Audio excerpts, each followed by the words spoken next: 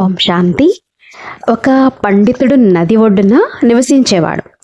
ఎంత గొప్ప విద్వాంసుడు అని అంటే చుట్టుపక్కల ఉన్నవాళ్ళు, దూర దూర ప్రాంతాల వాళ్ళు కూడా పండితుడి వద్ద సలహా తీసుకునేందుకు వచ్చేవారు. పండితుడికి అందరూ గౌరవించేవారు, ప్రశంసించేవారు. నది అవతల ఒడ్డున ఇంకొక వైపు లక్ష్మి పాలమ్ముతూ ఉండేది. పండితుడికి పాలమ్మేది. ఆమె జీవితం చాలా బిజీగా ఉండేది. ఉదయమే తొందరగా లేచి తన గేదెల్ని కడిగేది, పాలు తీసేది, తన వృద్ధ తండ్రి కోసం భోజనం తయారు చేసేది. తర్వాత పాలమ్మడానికి బయలుదేరేది. నావతో నదిని దాటవలసి వచ్చేది. ఒకరోజు పండితుడు చాలా సేపు నుండి ఎదురు చూస్తున్నాడు. లక్ష్మి పండితుడి దగ్గరికి వచ్చింది. పండితుడు అంటాడు, చివరికి వచ్చేసావా?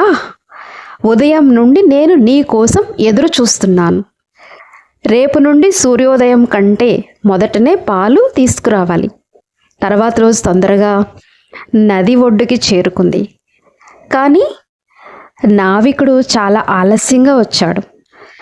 అప్పుడు లక్ష్మి అంటుంది నావికుడితోటి, తొందరగా తీయి, పండితుడు ఎదురు చూస్తూ ఉంటాడు. ఇంత ఆలస్యంగా వచ్చావు?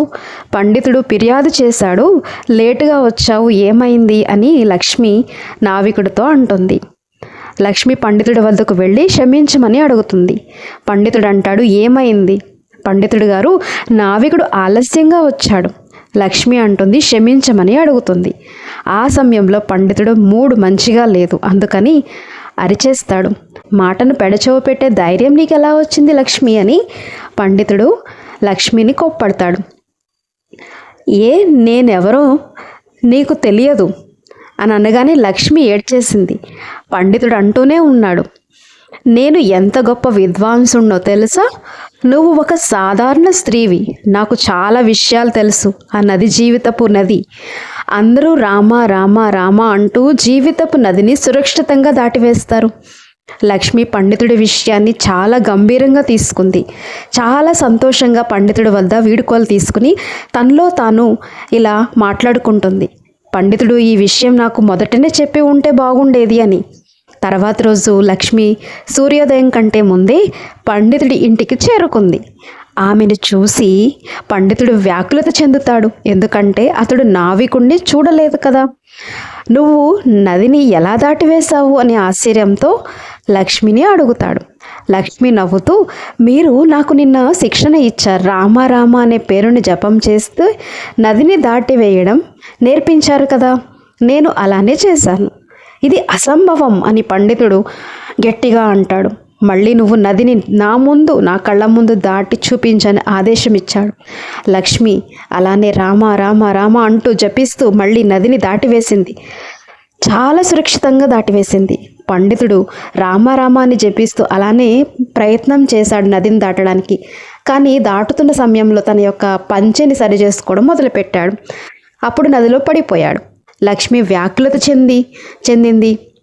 లక్ష్మి అంటుంది, పండితుడు గారు, మీరు రాముడి గురించి అసలు ఆలోచించనే లేదు. మీరు మీ పంచని తడవకుండా ఉండడం మీ యొక్క దాని గురించి ఆలోచిస్తున్నారు, దాని మీద శ్రద్ధ పెట్టారు, అందుకని ఈ పని జరగలేదు. పండితుడు లక్ష్మి యొక్క భక్తిని చూసి ఆశ్చర్యపోయాడు. అతడు స్వీకరించాడు. తనకున్న జ్ఞానం కంటే ఎక్కువ శక్తిశాలి అని అతడు సత్యమైన మనసుతో ఆశీర్వదించాడు.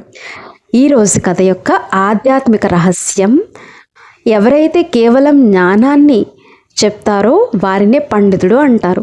దాన్ని అభ్యాసం చెయ్యరు.